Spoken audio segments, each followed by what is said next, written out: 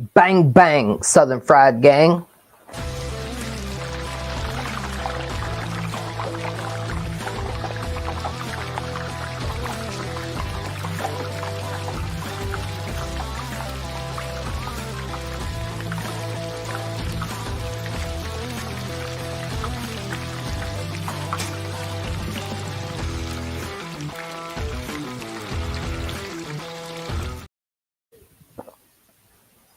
Good evening, ladies and gentlemen. How do you do? Brian, I hope when you said my mic is hot, I hope that didn't mean that y'all could hear me listening to some Lil Wayne rap before I came on this evening. Gotta get hype. We gotta get hype. You gotta do what you gotta do, man. I was listening to Lil Wayne. Hey, funny enough, the name of the song was Three-Peat, which the Chiefs have a chance to do this week. Three-peat. A word that is not very popular and not happened very much in sports, never in the NFL. But it has happened in other sports. So let's see, though, if the Chiefs can three-peat. But y'all, hey, it is Southern Fried Sports. I am your Southern Fried gentleman. I've got a jam-packed episode this evening. We are going to go literally everywhere. Everywhere. We're going to go everywhere this evening. First of all, I got to remind you guys, I am a part of GreenvilleSportsMedia.com. Don't forget to check out the articles on there. I will have one coming up very soon, giving you guys a preview of the Gamecock baseball team. I will also grade the Carolina Panthers season and look forward to what they may need to be more successful next season. We'll see about that. Don't forget the Furman Joust. I've also got articles on there. Beef and Rib, Arden's Burger and Grill, W Energy Drinks, Pepsi Cola. I also make guest appearances on the South Florida Tribune. They're at the Super Bowl right now. So if you haven't checked them out, check out their videos. I'm sure they're going to have some photos and videos and all kind of stuff coming from the Super Bowl that I just mentioned between the Chiefs and the Eagles, where they look to three-peat.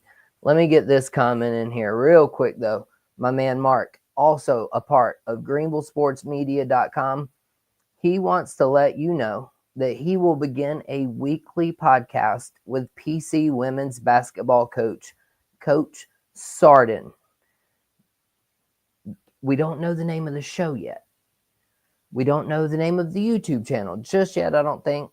But if you can look up Mark Livingston and subscribe to his channel, we'll get you the exact @ symbol and all of that stuff. I've got a few things to show him there. But yeah, Mark, he'll have a weekly coaches show coming up with the PC women's coach. It's going to be fantastic stuff. I love talking to these coaches from smaller schools. I love being in these smaller environments. It's such a great place for myself and Mark, beginners to this game, to get their feet wet, kind of see what the lay of the land is, learn what you're supposed to do, what you're not supposed to do. I've learned plenty, trust me. But Mark, yeah, he'll have that show coming up. Also, if you've seen anything I've done recently, I was at the Furman and Samford game last Wednesday, and I will be at the Furman and Western Carolina game coming up this Wednesday. And then, y'all, again, this is Southern Fried Sports. And so I think at this point, after I clear out a few of these comments, I've got some tantalizing questions. Appetizers, entrees, desserts, the full 9. All right. So we're going to do it. We're going to do it together. Also, hey, don't forget, listen, I need to get a shirt ordered together, you guys. We're going to be ordering more of these shirts right here. It's going to be the Southern Fried Sports logo, the Southern Fried Sports, everything right here. We're going to get a shirt ordered together. They'll be relatively cheap. I'm not trying to make money on them. Just want to try to get that brand out there. So you guys, if you can, let me know if you want a shirt. Just type in shirt in the comment section. We'll put you down for an order, and I will be in contact with you. All right, so we got Pinsman. Bang bang, Chicken Fried Sports is here. That's right. Hey, chicken fried steak is the best thing you can fry. Period. You also got pickles and cheese sticks. And so, yeah, we're going to dive into many appetizers here in a minute. We're going to get so full on appetizers and entrees. By the time we get to dessert, y'all going to be pushing your plate away, saying, I don't want no more of this. This is too good. I can't handle it. Mark says his show will be Thursday, 8:15 p.m. So just before Southern Fried Sports. He and Coach Sarden will be live. Again, we'll get that at symbol. Mark, if you can, shoot me the at symbol in the comments so I can pluck. That way people can start subscribing over to your YouTube.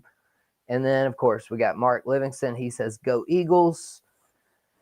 Yeah, man, the Eagles, they have a couple of recipes. We'll do a Super Bowl show later in the week. Tonight, though, it's going to be very little football. We got other things we're going to cover. Brian, thanks, Mark. Mark, Fast Break Show. Oh, okay. So the name of his show is going to be the Fast Break Show. That's a good name for a women's basketball coach show. It's a good name, man. The Fast Break Show. I like it. Pensman says it's going to be a tie game. No Super Bowl winner. Mark, will it be on Spotify? It'll be on YouTube, but yeah, we'll get it on to Spotify. Brian knows the tricks to all that good stuff. Yeah, Brian and Mark, we'll get you guys together. All right, so they're having a conversation amongst themselves. And so at that point, now it's time for me to ask you the most important questions of this evening on Southern Fried Sports appetizers. So I'm going to give you guys a question. I'm going to give you my response. Get those thumbs ready because I want your comments flying in, okay? This is going to be tons of stuff that I will need you to react to. And the very first one is going to be that the MLB, the Major League Baseball Association, LLC, I don't know what you even call them. It just says the MLB fires an umpire. Pat Holberg fired for sharing betting accounts with a friend who bet on baseball. And here's the kicker. Everybody should have learned this lesson when it came to Tom Brady and Deflategate. You never delete the messages.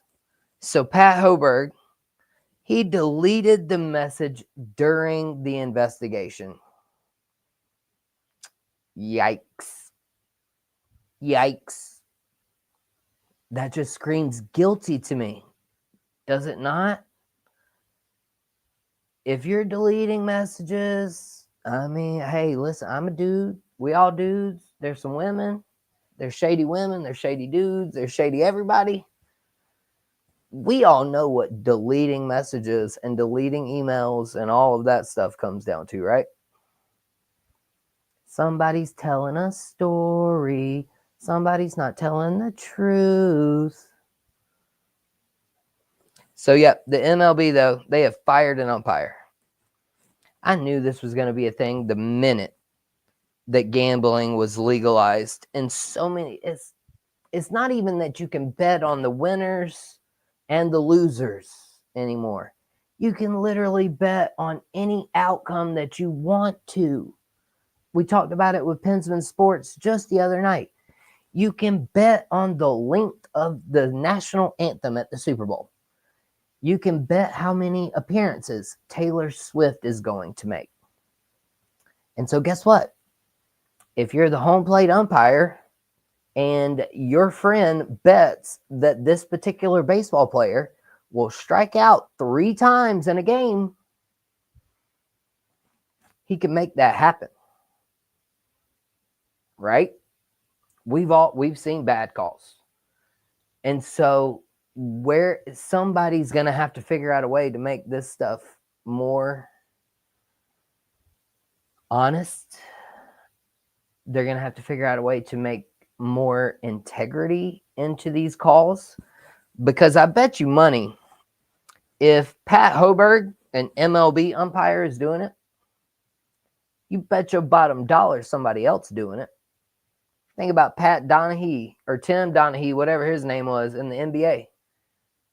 He had a whole gambling scenario around him, and this was before gambling was even legal in all of these states. We've seen players now. We've seen Terry Rozier in the NBA the other day accused of some kind of cheating scandal. So where is the integrity coming from? How do you draw this line? Where does the line go from knowing what you know and not knowing what you don't know? I mean, it's ridiculous to even think about. Are you guys having a conversation amongst yourself over here? Yes, y'all are. Pensman, Mark, Brian, these guys are all getting it in over here. Pensman said he'll take a cheesesteak. Hey, there ain't nothing like a good cheesesteak, bro. There ain't nothing like a good cheesesteak. But yeah, y'all keep that combo rolling. But hey, how can we solve this issue, though, of gambling and umpires and players when it's readily available to all of them now? And I'll tell you what, that's one thing. I'll segue right into another appetizer for you. I bet you money right now I can make the Gamecocks win an SEC game. Book it, bookmark it, stamp it, whatever you want to do. Double stamp it, triple stamp it, whatever. I could make the Gamecocks win their very next SEC basketball game. And I'll tell you how. All I got to do is put 100 on them to lose. That's just the way my luck works. If I put $100 on the Gamecocks to lose their very next SEC basketball game, they'd win. Just in spite of me. Just in spite of me, they would win the game. And so it's just so wild. Gambling only works if you have inside information, if you have insider knowledge, if you have in-depth knowledge. And who better to have that than referees and everything else? All right. So y'all, if you have any comments about the referees, the umpires, get them in. We're going to slide on to another Southern Fried appetizer, and we're going to blaze. We're going to flash fry a few of these appetizers real quick. So, number 3, you can call this one the fried pickles of the evening. Brent Venables is starting to feel the pressure for Oklahoma University as he announces he will call the defense this coming year. And if you recall back to a few episodes prior of Southern Fried Sports, I literally told you guys, literally, you can go back and look at it. I don't care. Please go back and look. But I told y'all that Brent Venables is a better defensive coordinator than he is a head coach. He almost reminds me of maybe a Will Muschamp. And so the fact that he's already going back and calling plays for the defense signifies that he is feeling the pressure at Oklahoma. And he knows that if it doesn't get righted this year, he could very well be on the way out. So do you guys have any thoughts on Brent Venables and Oklahoma and he starting to call the defense? The next one, this one really shocked me too. And I'm going to use this one to segue into our entrees here in just a moment about things that shocked me this weekend. Chip Kelly leaving Ohio State after a national championship win? You could argue that Chip Kelly was one of the top 4 or 5, as I did on an article for GreenvilleSportsMedia.com. You could argue that Chip Kelly was one of the top 4 or 5 reasons why Ohio State won a national championship this year. And he left to go to the Raiders, who barely even have a quarterback I mean, I don't even know if you can call it barely having a quarterback. I mean, Aiden O'Connell, I couldn't even tell you anybody else that's a quarterback for the Raiders right now off the top of my head. Like, seriously? You left Ohio State where you could maybe win another national championship next year to go join Pete Carroll back in the NFL where your offenses didn't work in the first place? Make it make sense, Chip Kelly. That one shocked me to death. And I'll tell you what else shocked me to death. As soon as we get in a few of these comments, let's see here. JD is bringing the wings. Man, I'm going to be cooking some wings for the Super Bowl. Best believe. Yeah, you got to have chicken wings on the Super Bowl. JD is good luck. Ooh, nope, not really. Not at all. Nope. So far from good luck. Sounds good, Brian. Hey, sounds good to me. Make sure they got plenty of spice. Yeah, I'll make a combination of wings. It'll be a combination. I like to do a little spicy. I'll do a little plain for the kids. But then I also really like a spicy teriyaki. So, yeah, that's just me being the Southern Fried Chef. But as for now, I'm the Southern Fried Gentleman of Southern Fried Sports. And so, y'all, as much as these comments shock me, I like cheesecake, Pete Carroll. Got to be rooting for the Eagles, Mark says. Pensman says he's rooting for a tie. Brian says his wife will make the cheesecake. And apparently we're all going to Mark's house. All right. Maybe, hey, Mark, we can split up the party. Y'all can have all the food. And then for anybody who's serious about watching the game can come down here. So that's a good question. How do y'all do Super Bowl parties, man? I want to watch the game. There's too much eating and socializing going on at Super Bowl parties. I can't do it. I'd much rather just cook at home. Just cook at home. Stay inside. Like the Super Bowl. Which, hey, Pensman, you did ask me that the other day. About why there's so many indoor Super Bowls. I know the reason now. The halftime show. That's the reason that they have the indoors for the Super Bowl all the time. Can you imagine them trying to roll out all of the platforms and the stages and everything else that goes with the halftime show if there's snow all over the field? That is why they have predominantly gone to indoor Super Bowls, I think. And now I have no idea if that's actually the reason. But I mean, that's pretty sound logic, in my opinion, which is what I try to do here on Southern Fried Sports. And so, speaking of logic, speaking of being shocked, I told you guys we were going to segue into a new topic.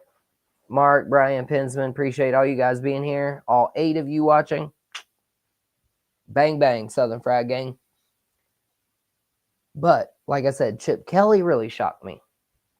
But you want to know the one that got me in the gut? Sunday morning, man. I went to bed like 10, 11 Saturday evening. And, of course, like most of us, we wake up to the Luka Doncic and Anthony Davis trade. And at first I was like, this isn't real. As a matter of fact, the radio station I listened to, the first post I saw on Facebook, it asked what my thoughts were about trading Luka for Anthony Davis. And I thought it was just like a what if question. I thought it was a hypothetical. And then I clicked out of there and went to Twitter, and then boom, there's the news everywhere. Luka traded to the Lakers for Anthony Davis. Of course, there's some picks and other players involved. But it is the first time ever that 2 all NBA players from the previous season have been traded for one another. As a LeBron fan, I don't know which one I would prefer. Anthony Davis has been playing very well. So it begs the question, why? Why did this trade happen? Why did no one know about it at all? Supposedly, LeBron, AD, Luka, apparently nobody knew about it. But why? Were the Lakers and the Mavs in cahoots with one another? Because there's tons of NBA GMs who have come out and said they're upset about it, that they didn't get a chance to bid for this trade. It was just done out of the dark. And I have a few takes on it. My number one would be Luka. Obviously, they're pretty obvious. The Mavericks had conditioning issues and concerns regarding Luka. They also felt that defense was more important. Anthony Davis does play pretty good defense when he's on the court. When he's on the court. I mean, he doesn't have the nickname Street Clothes from Charles Barkley for no reason. I mean, he misses as many games as he plays occasionally. Been relatively healthy this year, though. And so was this more of just like a change of scenery thing for these guys? Do they feel like Anthony Davis was too far into LeBron's shadow by saying, I don't want to play center. I want to play power forward. He had said that numerous times. He's like, we need a real center. I want to go back to playing the 4. And did the Lakers grow tired of that? It's feasible. It's feasible that could be the reason. Now, as far as the Mavericks trading Luka, I'll give you the only good reason I can think of. The assistant general manager for the Dallas Mavericks, I believe his name is Finley or Mick Finley, maybe. But Luka was 300 points away from passing him on the all-time scoring list for the Dallas Mavericks.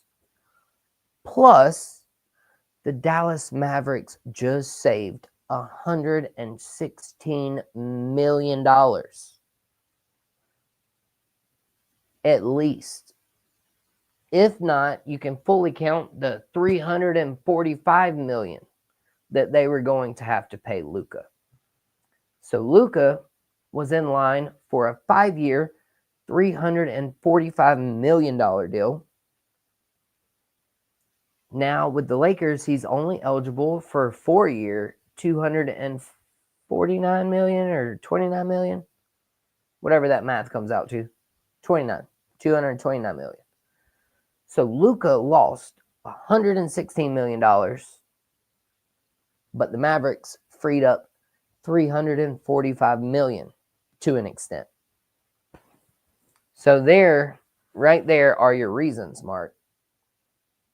There's $345 million good ones right there in front of you. Plus, you still have Kyrie and Anthony Davis and some pieces. So the Mavericks just set themselves up.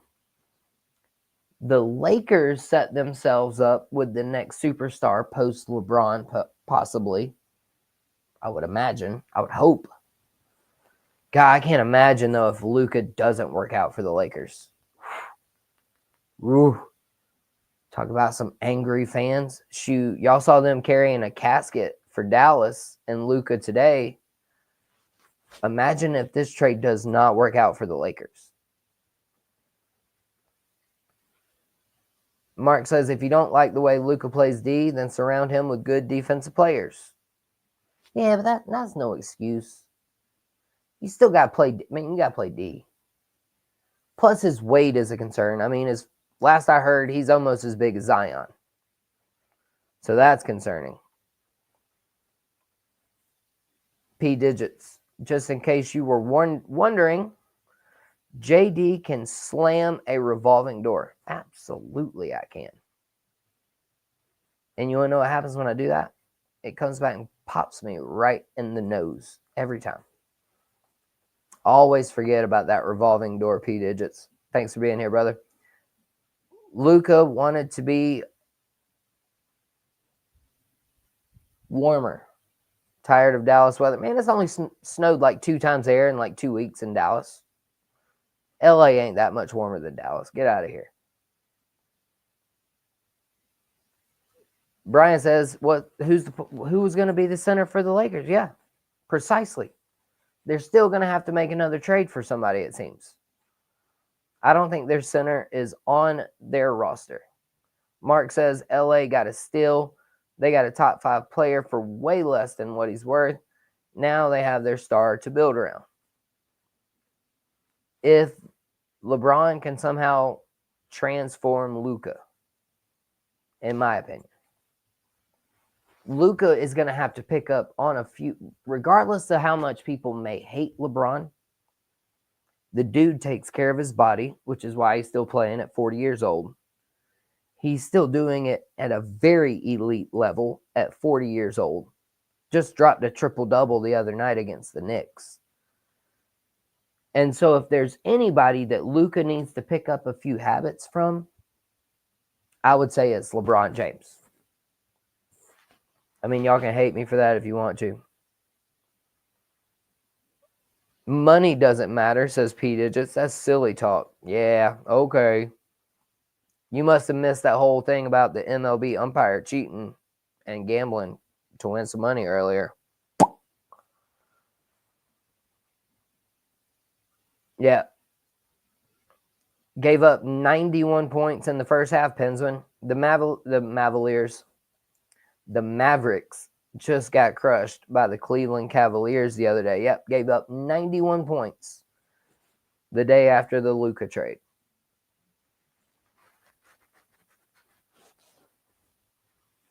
Yeah, it's wild. And so, hey, I beg you guys this question, though. Talking about all of this trade stuff, all right? We saw De'Aaron Fox traded from the Kings to the Spurs. We have now seen Doncic and AD trade spots. So here is the question. Who now has the best duo in the NBA? All right, and I'm talking about right now. I don't want to hear Pippen and Jordan. I don't want to hear Shaq and Kobe. I don't want to hear Magic and Kareem. I don't want to hear none of that. I'm talking about right now. So, is it LeBron and Luka? Is it De'Aaron Fox and Wembanyama? Is it Anthony Davis and Kyrie? Is it Nikola Jokic and Jamal Murray? Is it Shai Gilgeous-Alexander and Chet Holmgren? Is it Giannis and Damian Lillard? Or is it someone else? Is it Ja Morant and whoever he plays with, possibly? Is it any of those tandems? And if you had to rank them, how would you rank them? Man, I don't know. Right now, based on age and potential, I think I would have to put Fox and Wemby at number 1. I think Fox and Wemby. Mark, he literally said it as I was saying it. It has to be De'Aaron Fox and Wembanyama, right, as the first.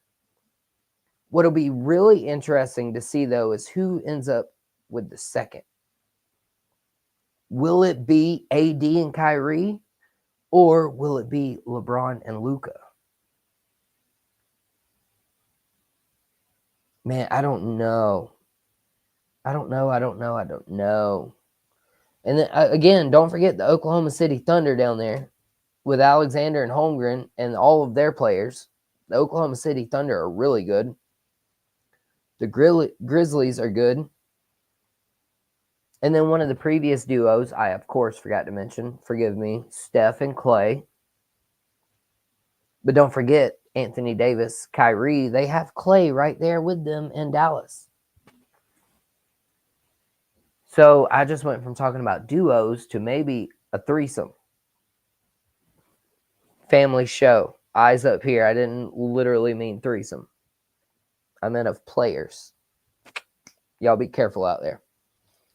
But now, yeah, AD, Kyrie, and Clay, can they maybe get the best out of Clay? I don't know. I'm so torn. I am so torn, though. But it is a very interesting conversation. Who now in the NBA has the best duo? Oh, I forgot even the Knicks, the Celtics. You've got who? Jason Tatum and somebody for the Celtics. You've got whomever for the Knicks. So who has the best? Who has the best duo in the NBA? Let's see here. Let's clear out some comments. Yeah, got these in. All right, let's see. Here, what can I pick up? Nobody said a thing about Luka when he led them to the NBA Finals last year. Led the league in scoring. Now that he was traded and is out of shape and needs a change of scenery. I agree. Listen, I agree. I mean, he literally, yeah.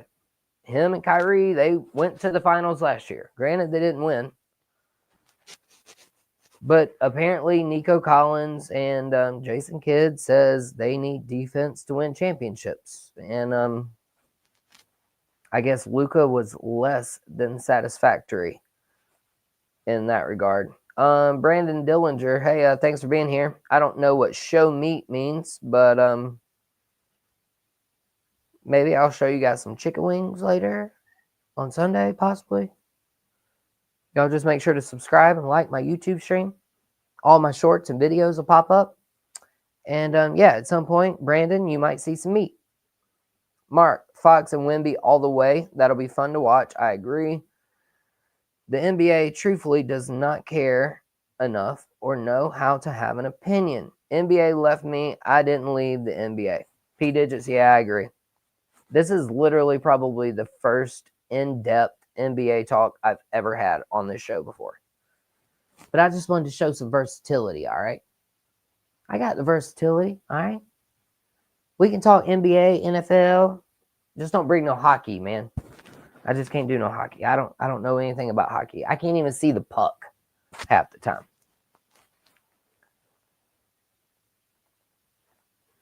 Alexander and Holmgren might be second. Maxey and Embiid would be nice if Embiid actually played. Agreed. Yeah. Hey, and they had Paul George too. They can't get Paul George or Embiid to play up there for Philadelphia. Mark. Pensman. Nobody can catch the OKC Thunder. They are balling right now. I agree with that. They're a very, very good team in the Western Conference. And y'all, I'll tell you what. We're at 33 minutes. We've had plenty of people watching, plenty of comments. Thank you guys all for being here so very much. That was your first Southern Fried entree of the evening. I don't know if it was my favorite one yet. So I'll tell you what. We're going to hit a little break right after I get this. Let's see. Pensman says, hockey is my dinner. Mark says, man, you need to go to a hockey game. Those are the best and most fun games to attend live. Yeah, I don't disagree. I can't watch it on TV because I can't see the puck. And I couldn't ice skate. I could roller skate with the best of them, but I couldn't ice skate. And so, like I said, we still have my most favorite Southern Fried entree to get to next. We're going to take just a small little break. Again, thank you all for being here. Make sure to hit like and subscribe. You can find me on Twitter or X at JDWyatt06. Hit follow, and we'll be right back.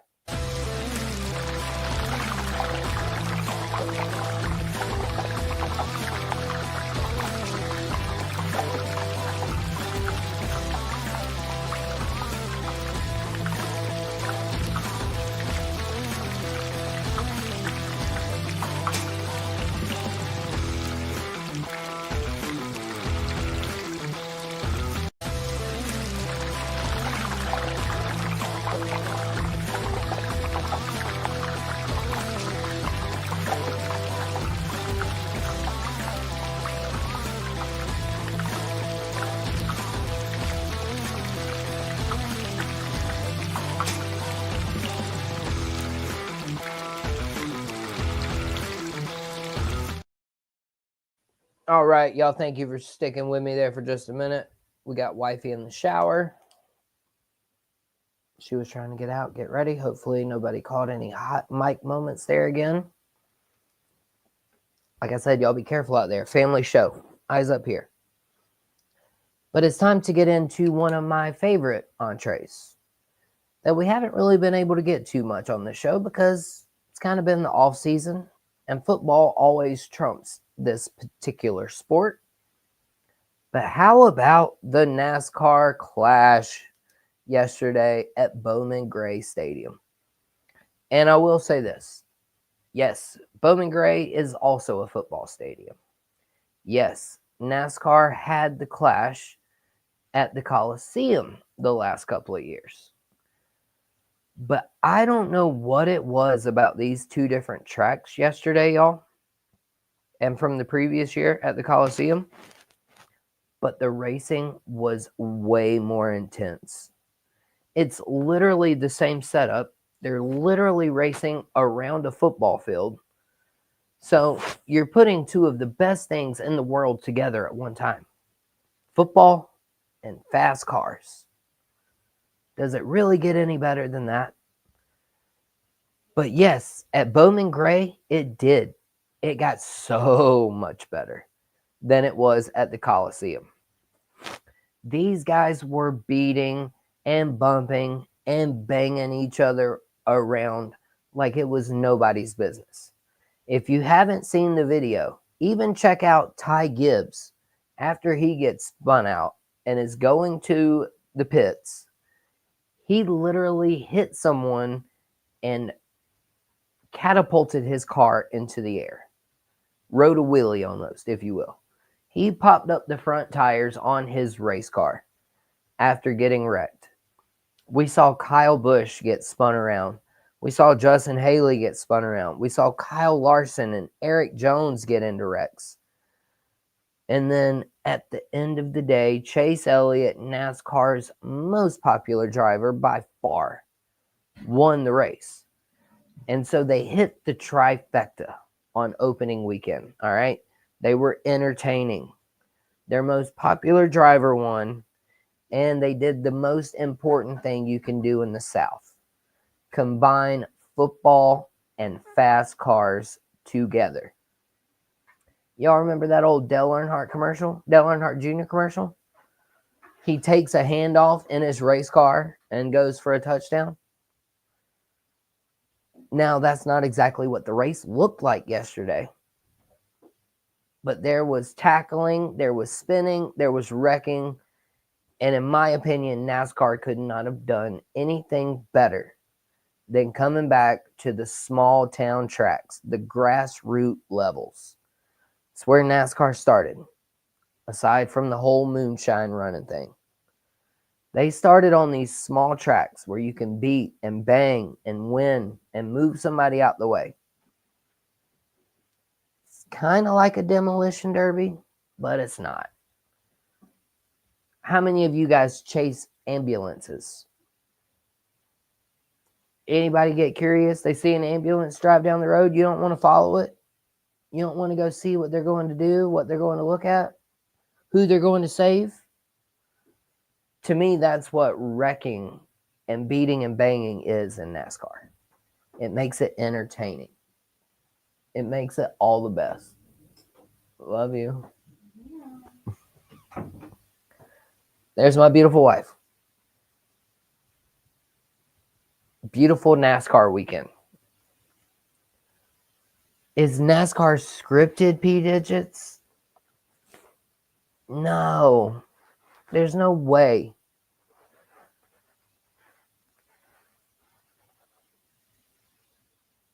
And now, hey, I will say this. All right, so very fair points, guys. Listen, I've gotten off of NASCAR too, just like I have. I think P Digits said the NBA left him. NASCAR left us also. Everybody should drive the same exact car. Everything should be literally the same. That is literally why it's called stock car racing. There should not be one team that has an advantage because they have 4 cars. There should not be one team that has an advantage because they have a better feel of aerodynamics. There should not be one team that has an advantage because they have more money or better tools. And now NASCAR, they've tried to do a little bit to combat it, but NASCAR is no more scripted than wrestling. How many wrestling people are out there? Don't worry. I'll wait for you to raise your hands. You can't sit here and argue with me that you don't like NASCAR because it might be scripted if you watch wrestling, which is 100% scripted. And according to Liar Liar, Jim Carrey, the only wrestling that is real is in the Olympics. But I think NASCAR hit a home run this weekend. Their sport has been dying. Their ratings have declined. NASCAR, in fact, though, regardless of what we all may think about them, they hit a home run this weekend. Check out some of the stats, man. It was great. There was some times where the driver who got wrecked literally could not even figure out who wrecked him because the bumps were coming from 3 and 4 cars back. And so, who at what point, whose fault is whose? Is it the guy that actually hit you in the bumper? No, because the guy in the back of him hit him in the bumper. And then the guy behind him hit him in the bumper. And so, though, it was just way more entertaining than it was at the Coliseum in California, this clash. And it was way more entertaining than what they've had at Daytona. The Daytona clash, that's too few cars on way too big of a track. Condense. Keep it small.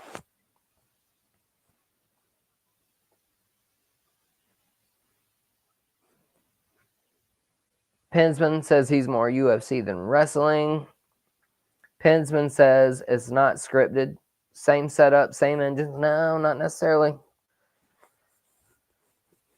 They've got some different, there's different engine. There's gear ratios. Like I said, there's aerodynamics that some teams figure out. There's tire pressures.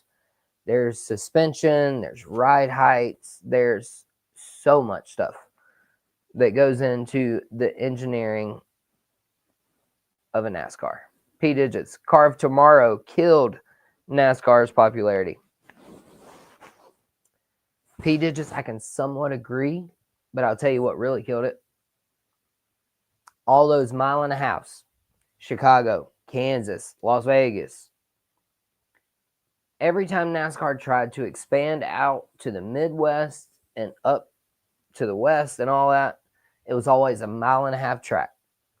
High speed, high banking. And it worked for a minute, but it died off. NASCAR is a southern sport for the most part. And Bowman Gray proved just that. Like I was mentioning about the Coliseum and Bowman Gray. NASCAR fans want to see tracks like Bristol, Richmond, Rockingham, North Wilkesboro, Darlington. Sign them up, they'll sell it out. NASCAR started getting too far away from their market.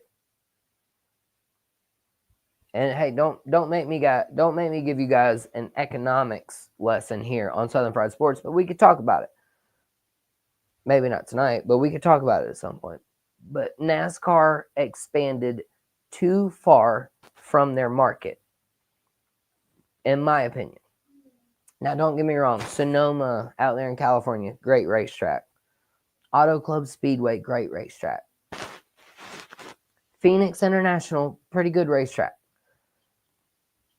But most of your fans are in the Southeast. So how many of those fans are driving from the Southeast out to those racetracks to go see it?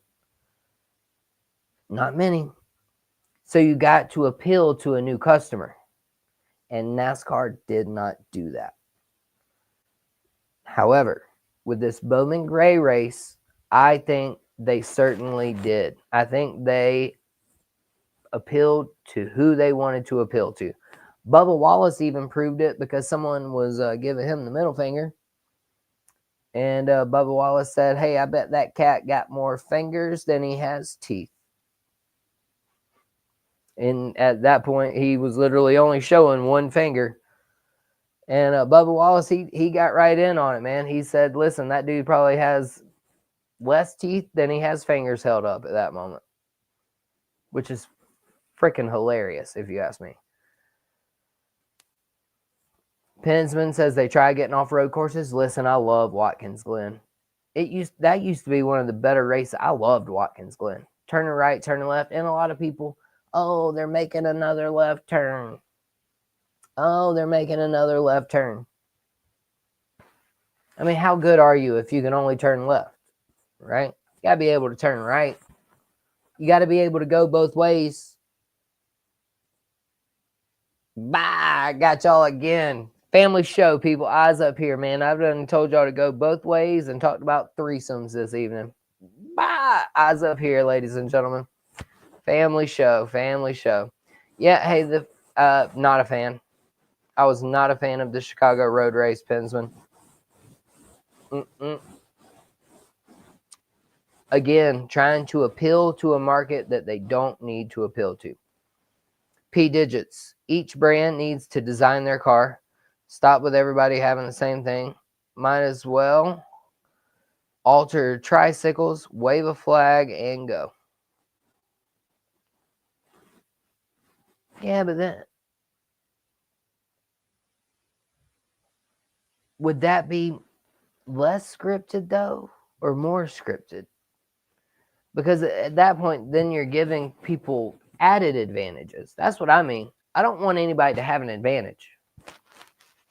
I don't think because Team A can afford a $1 million engine that they should have any advantage over Team B who can only afford a $750,000 engine. And I guess that same thing could be applied to college football and NIL. Just because somebody can afford a $1 million running back, why does that give them an advantage over someone who can only afford a $500,000 running back? But either way, I think NASCAR did win this weekend, of course, for all the wrestling people out there and everything. Royal Rumble, I'm sure it had great ratings. It did well. I feel like NASCAR did really well. And y'all, for our Southern Fried dessert, because we're about to get on out of here, I got one last question. Myles Garrett requested a trade today from the Cleveland Browns. He has 2 years left on his contract, but with $0 in guaranteed money. With that in mind, should players finish out their contract that they signed?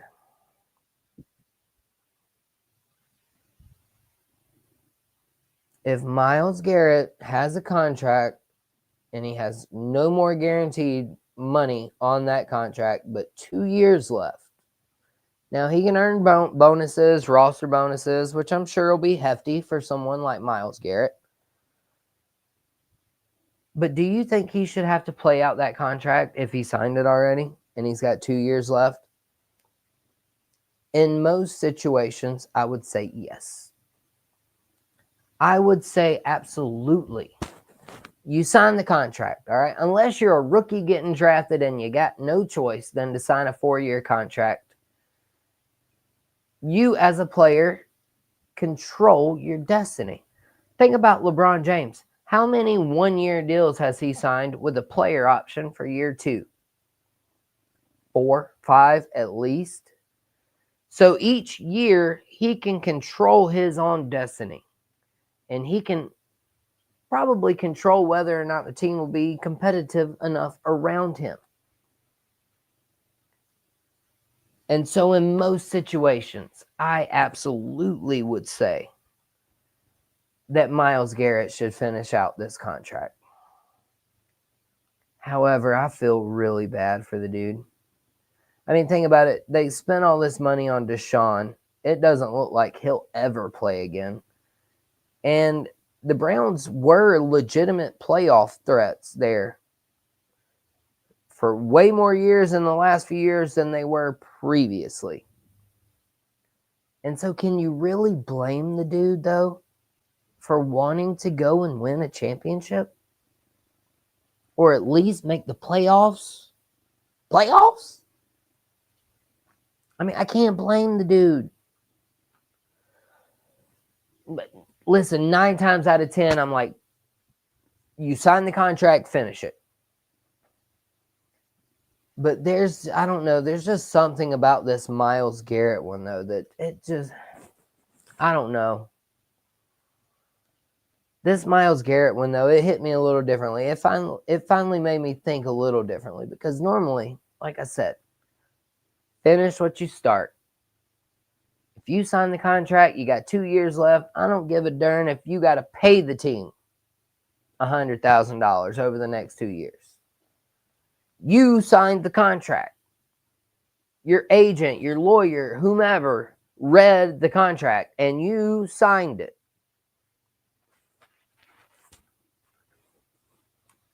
But this one with Myles Garrett, y'all, I just don't know what to think about it. And right now, the Browns say they are not interested in trading him. They're not fielding offers. They won't even think about it. I've heard the 49ers were interested in Myles Garrett. That could be a very good landing spot for him. Getting Robert Saleh back as the defensive coordinator. We already know what the defense is there for the 49ers. That would be a very good fit for Myles Garrett, I would say. Pinsman, he says, unless the team wants to pay the contract, up to them. Yeah, but at this point, there's nothing left to pay. I mean, there's no guaranteed money on it. There's no guaranteed money left on Myles Garrett's contract. I guarantee you, if anybody knows where they're heading, he does. And they're talking about not even drafting a quarterback. So who's even going to play quarterback for the Browns, y'all? Deshaun's going to be hurt again. Dorian Thompson Robinson, or whatever his name is? No. Jameis Winston's free agents again? No. So, yeah, Myles Garrett, he sees the writing on the wall. Deuces. I'll see y'all when I see you. But, yeah, let me out. And if there's no guaranteed money on that contract, I mean, he can probably just sit out, right? He can probably just sit out. P. Digits. If I was Myles Garrett and wanted other things from his career, take that step. Absolutely.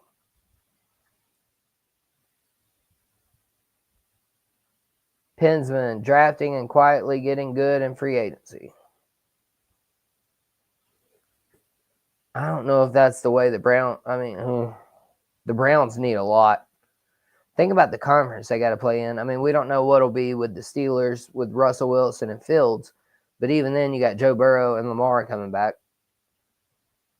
Yeah, if I'm Myles Garrett, man, I want to take my talents elsewhere, as LeBron would say. I'm going to take my talents to South Beach. But Myles Garrett don't really want to go to Miami, I don't think.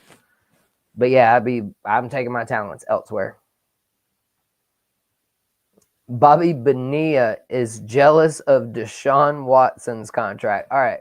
And so for anybody who doesn't understand, Bobby Bonilla, there is a Bobby Bonilla Day. If you guys don't know this, I think it's in July, right around the 4th of July. Bobby Bonilla still gets $1 million per year from the New York Mets. Hasn't played in 30 years. Still getting $1 million. Shohei Ohtani is going to be getting that same treatment from the Dodgers coming up very soon. The Dodgers have more money postponed than the Tampa Bay Rays have spent on a roster in 11 seasons. I don't even get why that's a thing. I don't even get why that's a thing, that you can postpone somebody's contract and pay them and it not count towards the salary cap and all that stuff. Holy smokes, that's just wild. Pensman says Sam Darnold will be the quarterback for the Browns. Ooh, hey, I didn't think about that. I like that. That'd be a good fit. That'd be a good fit, maybe. Yeah, that wouldn't be bad. But I don't think you can convince Myles Garrett to stick around for Sam Darnold, who sees ghosts. Sam Darnold be seeing too many ghosts. Think about how many ghosts he would see if he had to go against Myles Garrett every day in practice. Probably see a ghost swinging a helmet at his head. Just saying.